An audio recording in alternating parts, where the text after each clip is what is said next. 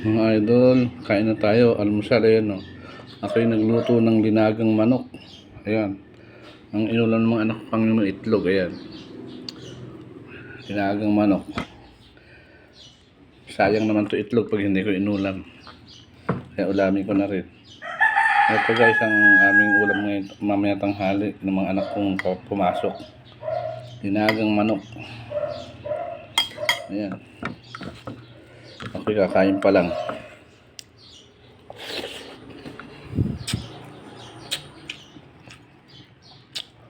Masarap din idol ang linagang manok.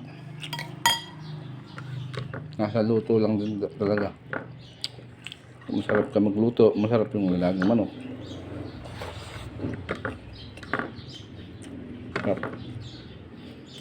Sarap mga idol.